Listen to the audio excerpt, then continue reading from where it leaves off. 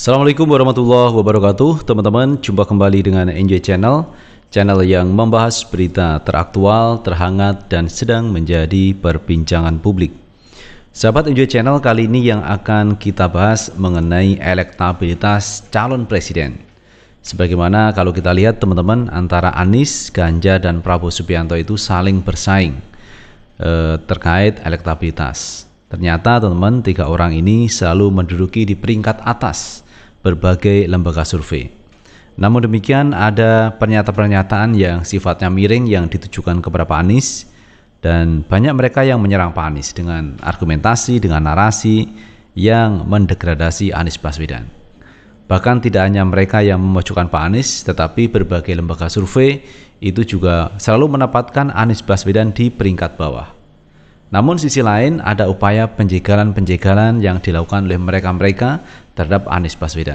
Sehingga publik juga jadi bingung, kenapa kalau Pak Anies ini di peringkat bawah tetapi penjegalan itu terus berlangsung. Narasi-narasi yang negatif ditujukan kepada Pak Anies Baswedan. Padahal kalau kita lihat berbagai lembaga survei, Pak Anies ditempatkan di nomor 3. Di atasnya ada Ganjar ataupun Prabowo Subianto.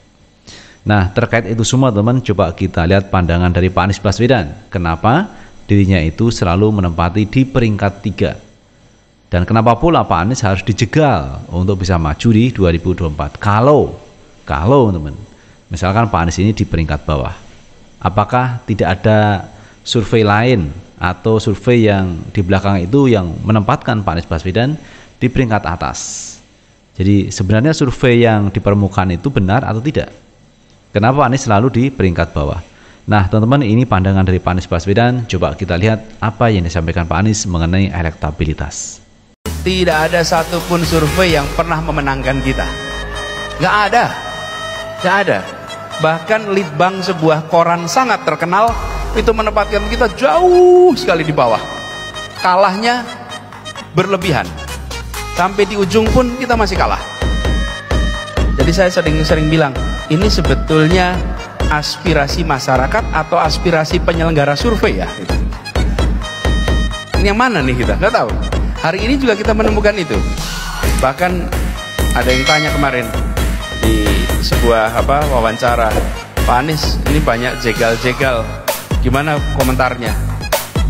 Saya komentari gini, mungkin yang menjegal-jegal itu sedang mengatakan bahwa survei aslinya tidak seperti itu. Loh, iya. Karena kalau di survei nomor 3, buat apa dijegal? Nomor 3. Kalau surveinya nomor 3 tapi tetap menjegal, mungkin dia punya survei yang sesungguhnya yang kita tidak tahu. Ini logika sederhana saja. Kalau dia percaya nggak usah dijegal, begini aja. Jadi kalau sekarang Nasdem, Demokrat, PKS di surveinya kelihatannya angkanya rendah, tapi tekanannya kuat terus, sesungguhnya ada survei lain yang angkanya lebih tinggi. Nah itu sahabat Enjoy Channel terkait pernyataan yang disampaikan Pak Anies, kenapa elektabilitasnya selalu lebih rendah dibandingkan Prabowo Subianto dan Ganjar Pranowo. Namun kali ini teman, ada lembaga survei juga yang menempatkan Ganjar Pranowo ini merosot teman-teman, elektabilitasnya kalah sama Prabowo Subianto. Coba kita lihat beritanya, kita ambil berita dari kompas.com. 3 hal yang buat elektabilitas Ganjar turun di survei LSI Denny JA. Hasil survei dari Lingkaran Survei Indonesia LSI Denny JA terbaru menunjukkan terjadi penurunan elektabilitas calon presiden dari PDIP Ganjar Pranowo. Peneliti LSI Denny JA Aji Al-Farabi lantas mengungkapkan ada 3 hal yang membuat elektabilitas Ganjar turun pada survei di bulan Mei 2023. Diketahui survei dari LSI Denny JA memperlihatkan Prabowo Subianto berada di posisi teratas dengan angka 33,9%. Ganjar Pranowo di angka 31,9%, Anies Baswedan di angka 20,8%.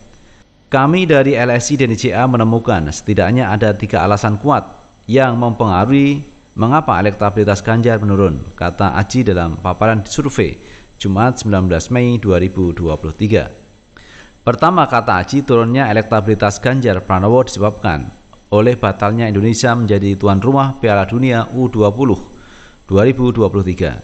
Sebab dalam survei LSI dan ICA memperlihatkan ada 72% publik yang kecewa Indonesia batal menjadi tuan rumah pada Piala Dunia U20.